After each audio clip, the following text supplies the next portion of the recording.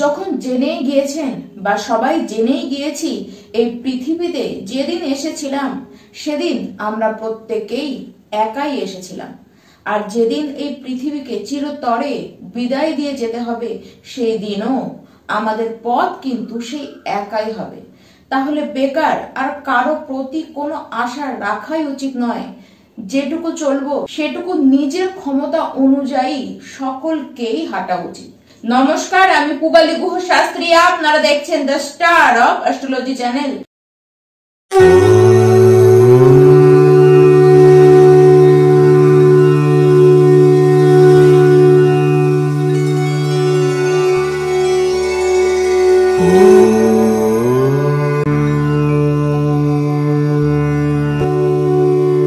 2025-এর 15ই মে এই দিন দেবগুরু বৃহস্পতি সে গিয়ে বসছেন মিথুন রাশিতে। মিথুন রাশিতে দেবগুরুর প্রবেশ মানে দীর্ঘ 12 বছর পরে আবারও দেবগুরু বৃহস্পতি মিথুন রাশিতে প্রবেশ করছেন। বিগত 1 বছর ধরে বৃহস্পতি দেব বসেছিলেন শুক্রের রাশি বৃষ রাশিতে। এই যে গ্রহদের যে চাল, যে গতি, সে গতির মধ্যে 3 রকমের ভাগ রয়েছে। বৃহস্পতির গতিতেও 3 রকমেরই ভাগ রয়েছে। সেই ভাগগুলি হলো মন্দগতি, সমগতি আর অতিচারী গতি। অতিচারী গতি মানেটি কি? অতি মানে কি অধিক, চারী মানে কি চলন, দ্রুত গতিতে চলা, সেই মিলেই হয়েছে অতিচারী চলা গতি। দেবগুরু বৃহস্পতি একটি ঘর থেকে আরেকটি ঘরে প্রবেশ করতে প্রায় সে কিন্তু 12 থেকে 13টি মাস লাগিয়েই দেয়।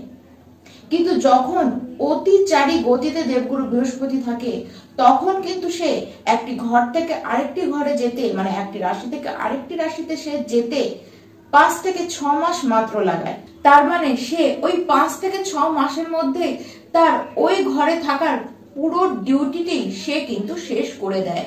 আর এটি সকলেরই জানা, যখনই আমরা কোনো তাড়াহুড়ো করে যে কাজই করি না কেন, যে কাজই শেষ করি না কেন, আমরা প্রত্যেকেই জানি সেই কাজে অবশ্যই ভুল ত্রুটি থেকেই যায়।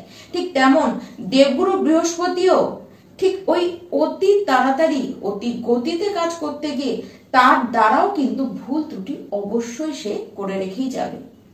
এবার সে 18ই অক্টোবর পর্যন্ত, বলতে গেলে সে 17ই অক্টোবর 2025 পর্যন্ত সে থাকলেও তো মিথুন রাশিতে, কিন্তু 18ই অক্টোবর 2025 থেকে সে 5ই ডিসেম্বর 2025 এই যে এই দুটি মাস সে কিন্তু মিথুন রাশি ছেড়ে সে গিয়ে কর্কট রাশিতে, তার উচ্চ রাশিতে সে গিয়ে কিন্তু প্রবেশ করবে। মানে 2 মাসের জন্য সে কর্কট রাশিতে চলে যাবে। তার ধারণা হবে সে বুঝি আগের রাশির সম্পূর্ণ কাজটি কমপ্লিট করে সে চলে এসেছে। কিন্তু 2 মাস যেই পূর্ণ হবে অমনি 6 ডিসেম্বর 2025 থেকে 20 জুন 2026 পর্যন্ত আবারও দেবগুরু বৃহস্পতি সে গিয়ে মিথুন রাশিতেই বসে থাকবে। তখন সে বকরি গতিতে বসে থাকবে। কিন্তু এই সময় দেবগুরু যে পিছনে যাবেন, সেই সময় দেবগুরু মিথুন রাশিতে আদৌ কি করতে যাবেন? দেবগুরু বৃহস্পতি সেই সময় সে তার ভুল ত্রুটিগুলিকে, সে তার পেন্ডিং রেখে আসা কর্মগুলিকে মিথুন রাশিতে গিয়ে আবারও পূরণ করতে যাবেন। এতদিন বৃহস্পতি দেব বসেছিলেন শুক্রের রাশি, মানে তার শত্রুর রাশি পিতৃতত্ত্বের রাশিতে, আর সে নিজে আকাশ তত্ত্বের গ্রহ।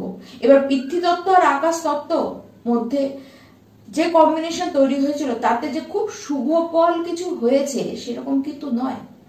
এবার সে গিয়ে বসে মিথুন রাশিতে, মানে বুধের রাশিতে, সমমিত্র বায়ুতত্ত্বের রাশিতে সে গিয়ে বসবে।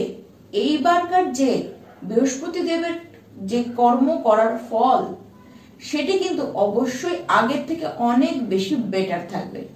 মেষ রাশি 2025-এর ওই 15ই মে এই দিন মিথুন রাশিতে যে দেবগুরু বৃহস্পতি প্রবেশ করবেন, তার মানে আপনাদের 2য় ঘর ছেড়ে বৃহস্পতি দেব আপনাদের 3য় ঘরে মিথুন রাশিতে গিয়ে প্রবেশ করবে।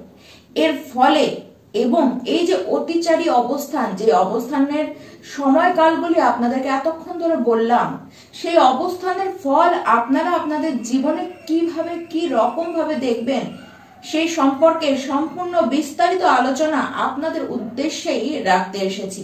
মেষ রাশির সবচেয়ে বড় লাভটি আপনারা পাবেন, আপনাদের আর্থিক জায়গা খুব উন্নতি হবে। অত্যাধিক যাদের কম্পিটিশন চলছিল, সে যে কোনো বিষয় হতে পারে, সে কম্পিটিশন থেকে আপনারা কিন্তু এবার কিছুটা হলেও নিস্তার তো পাবেন। তার সাথে কোনো বড় এগ্রিমেন্ট আপনারা করতেই পারেন। যারা মার্কেটিং বিভাগে, যারা সেলস, আইটি সেক্টরে, ম্যানেজমেন্টে, যারা সফটওয়্যার নিয়ে কাজ করেন, যারা অনলাইনে কাজ করেন, যারা ট্যুর অ্যান্ড ট্রাভেলস এর সাথে যুক্ত হয়ে কাজ করেন, কাজের জায়গায় ডেপনেস অনেকখানি আপনাদের বাড়বে। আপনার যে ছোট ভাই বোনরা রয়েছে, তাদেরকে আপনারা বিশেষ কিছুতে সাহায্য তো অবশ্যই করবেন। তাদের কেরিয়ারের জন্য বেশ শুভই দেখা যাচ্ছে। যাদের বিবাহ হচ্ছিল না, যাদের বৈবাহিক জীবনে খুব ঝঞ্ঝাট চলছিল, এবার তারা যে নেগেটিভ ওয়েগুলি দেখছিলেন লাইফে, সেখান থেকে নিস্তার পাবেন। এই সময় বিবাহ ঠিক হবার আপনাদের কিন্তু সম্ভাবনা প্রচন্ডই দেখা যাচ্ছে। এই সমস্ত কিছুই 15ই মে পর থেকে এবং 18ই অক্টোবর পর্যন্ত আপনারা নিজেদের লাইফে দেখতে পারবেন। তার সাথে ভ্রমণ তো হবে এবং ভ্রমণগুলি যথেষ্ট সুখেরই আপনাদের হবে। নতুন পার্টনারশিপের বিজনেস যদি খুলতে চান, নতুন ব্যবসা যদি খুলতে চান, এই সময়টি খুব লাকি থাকবে।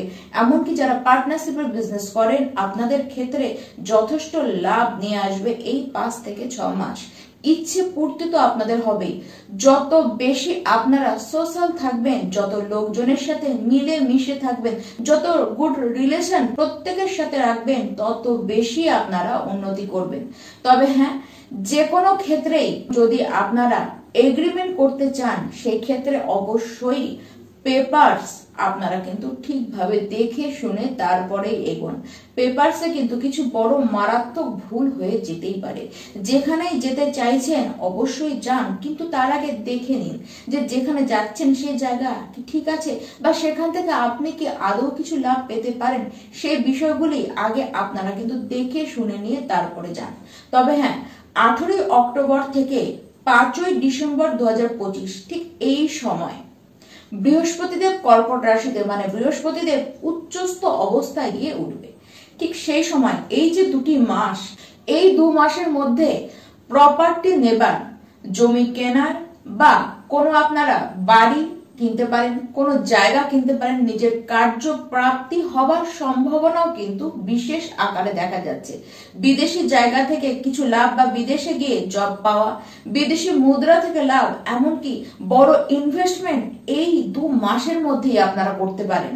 যারা ল্যান্ড নিয়ে কাজ করেন, যারা প্রপার্টি ডিলিং এর কাজ করেন, যারা শিক্ষকতার সাথে জড়িত হয়ে কোনো কাজ করেন, আপনাদের ক্ষেত্রে কিন্তু যথেষ্ট উন্নতি আসবে। তার সাথে যাদের প্রপার্টি কোনো না কোনো কারণে ফেসে গিয়েছিল, এরকম যদি হয়ে থেকে থাকে, তাহলে সেখান থেকেও আপনারা কিন্তু নিস্তার পাবেন। এই সময় আপনারা কোনো গুপ্ত কিছুর খোঁজ বা কোনো গুপ্ত এজেন্সিতেও কাজ পেতে পারেন। যা হবে এই 2 মাসের মধ্যেই আপনাদের সাথে হবে। এবার 6 ডিসেম্বর 2025 থেকে 6 জুন 2026 পর্যন্ত দেবগুরু বৃহস্পতি আবারও সে মিথুন রাশিতে গিয়ে বসবে। এই যে বৃহস্পতিদেব তড়ি ঘড়িতে মিথুন রাশিতে 5 থেকে 6 মাসের মধ্যে যে কাজগুলি করে এসেছিলেন, সেখানে তো সে ভুলভ্রান্তি করেইছেন। তার সাথে কিছু জমা কাজ রয়ে গিয়েছে, যেগুলি সে তড়িঘড়ির চোটে আর করে আসতে পারেনি। এবার সে গিয়ে সেই ভুল ভ্রান্তিগুলিকে তো ঠিক করবেই, তার সাথে রেখে আসা পেন্ডিং কর্মগুলিকেও সে গিয়ে ঠিক করবে। তাই এবার যে বৃহস্পতিদেব সেখানে যাবে, সেখানে সে তো যাবে বকরি অবস্থাতে।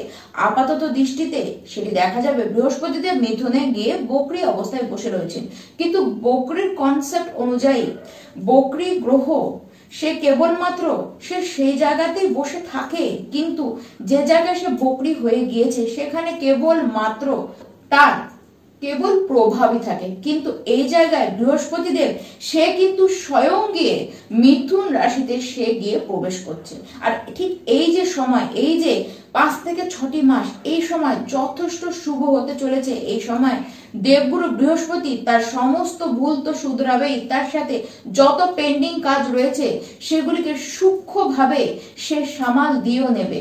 সবচেয়ে বড় বিষয় হলো এই সময়, এই যে 5 থেকে 6 মাস আপনারা আপনাদের ভাগ্যকে চরম পর্যায়ে উন্নত হতে দেখবেন। দেখুন, তবে হ্যাঁ, সামাল দিয়ে তো চলতেই হবে, সামলে চলতে হবে, কারণ গতি তো তার দ্রুত রয়েছে। সেই গতিতে আপনাদেরকে সেই গতি অনুযায়ী কিন্তু চলতে হবে। এই সময় আপনারা ঈশ্বরের বিশেষ কৃপা পাবেন। কিসের কৃপা? ভাগ্য রূপে আপনারা ঈশ্বরের বিশেষ কৃপা পাবেন। কেবলমাত্র এই যে 5 থেকে 6 মাস আপনারা বিশেষ করে কিছুটা সাবধান তো অবশ্যই থাকুন। দেখুন, যে বিষয়টি পেতে আপনাদের প্রায় বছরখানি লেগে যাওয়ার কথা ছিল বা তার থেকেও বেশি লাগতে পারত, সেই জিনিস আপনারা 5 থেকে 6 মাসের মধ্যেই পাচ্ছেন। এরকম ঘটনা আপনাদের লাইফে ঘটতে চলেছে।